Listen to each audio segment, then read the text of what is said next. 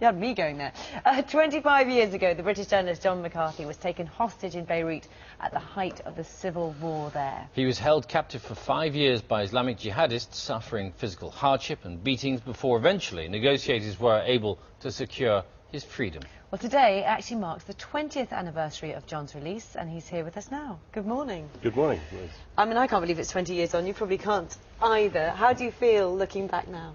It's amazing, because it doesn't, you know, it's almost like we're looking at it thinking, did all that really happen to me? I mean, it was an amazing day, the 8th of August, 1991. You know, I started blindfolded and still a hostage, was put in the boot of a car and moved around Beirut, and then it ended up coming back to England in a special RAF plane and being greeted at home by thousands of well-wishers, and it was the start of, you know, recuperation. It was an amazing day and an amazing transformation. Yeah, memories of an amazing day, but I suppose presumably also it brings back memories, and here you are, arriving back at RAF landing.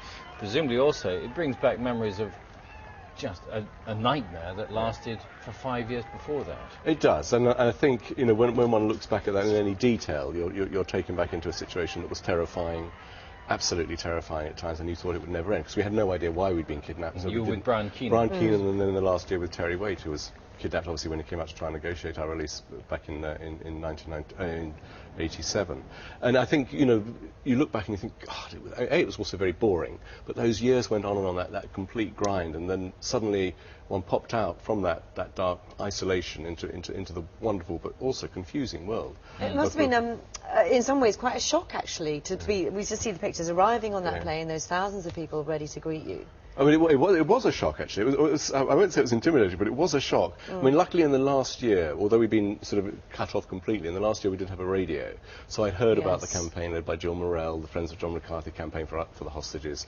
And I was aware that there was a huge amount of interest, but that hadn't really, still doesn't translate into the fact that I got home and everybody knew who I was for a while, you know, because my face had been everywhere. And that took a while to adjust to, as well as coming back to the real world, having huge amounts of support. It was wonderful, you know, but it still took time. I mean, psychologically, how long did it take you to get back to normal, if you ever could, really? Well, I think I did. I think it's hard to, it's a good question, but I'm not sure you can really judge that. I think it probably took years, but very steadily.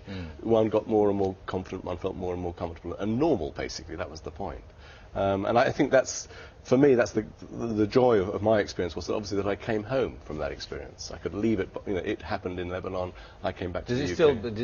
Did you still dream about it? Do you still dream about it now? Does it still very occasionally, if I get stressed by work or the mortgage or whatever it might be, I kind of have sort of hostagey dreams. But I'm very fortunate, I've never had really heavy flashbacks. And I think because I had so much support and help and was encouraged to tell the story, etc., after I came out, I was able to sort of get away from it, if you like. And obviously you're a journalist, so what's it like looking now at what's going on in the Middle East and all the difference, the changes that we've seen over the last 6 months or so?